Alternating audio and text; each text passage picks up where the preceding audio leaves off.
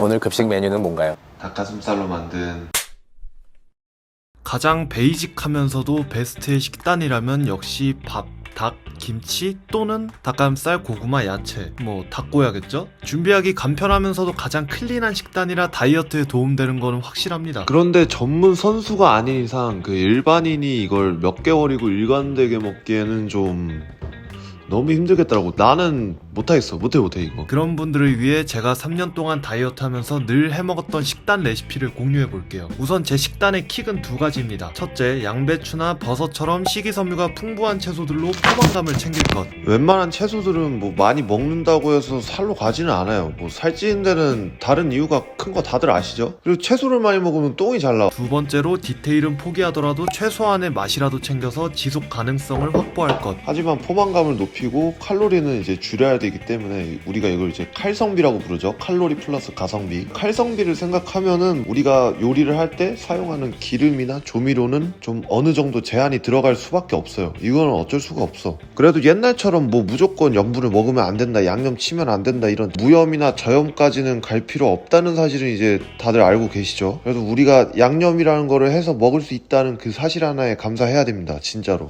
그럼 바로 첫 번째 요리부터 가볼게요. 이번 요리의 제목은 마녀수프입니다. 다이어트를 좀 해보신 분들이라면 유튜브에서 몇 번 보셨을 거예요. 네, 그 메뉴가 맞습니다. 굳이 만드는 방법은 제가 설명하기 귀찮으니까 다른 많은 분들이 올린 좋은 영상들 많으니까 이거 참고하시면 될 것 같아요. 물은 조금만 부어도 돼요. 어차피 그 채소에서 물이 나오니까. 냄비에 원하는 야채를 이것저것 때려 넣고 카레가루, 저당 케첩, 갖가지 조미료들로 간을 맞춥니다. 스테이크 시즈닝에 향신료가 많이 들어있어가지고 넣어주면 좋거든요. 약간 이걸로 소금간 한다고 치면 돼. 그리고 또 고기가 좀 들어가줘야지 국물 맛이 나오기 때문에.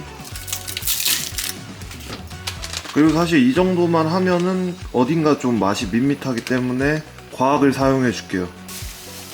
거기에 이제 약간의 매운맛.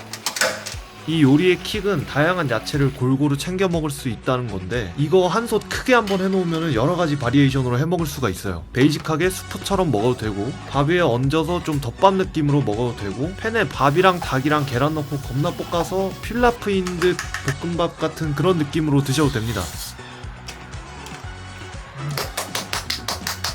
아니 근데 이게 비주얼이 개밥 아닌가 싶으신 분들도 있을 텐데 다이어트 식단이고 뭐 그래도 이 정도로 양이랑 맛을 챙기는데 비주얼은 좀 타협을 볼 수 있지 않아요? 그죠? 토달지 마 제발 부탁할게. 여기 김치를 이거 오늘 사온 거랑 진짜 맛있어요. 이거 응? 안 익은 김치랑.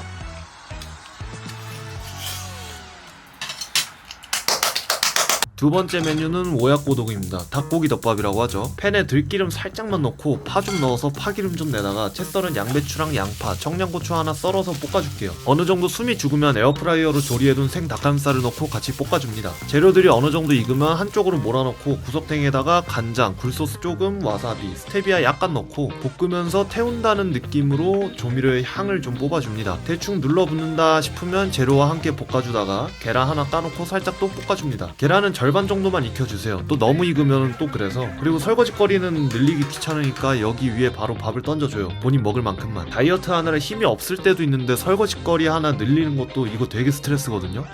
아 이것도 그냥 김치 얹으면 그냥 끝장나지 그냥.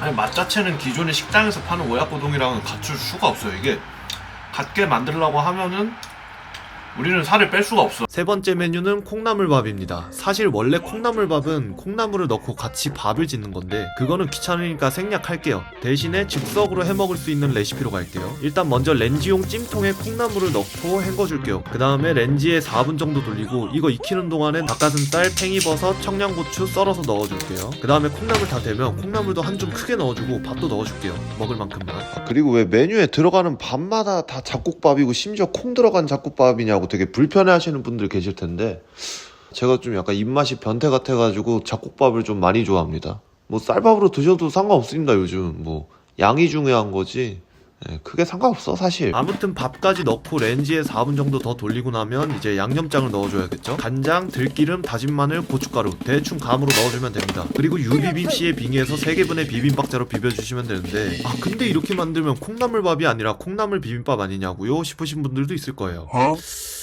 이게 맞기는 해. 근데 그냥 퉁칩시다. 오케이? 그리고 이번 메뉴 시식은 특별히 백종원 선생님을 모셔봤습니다. 탈락했습니다. 너무 짜요.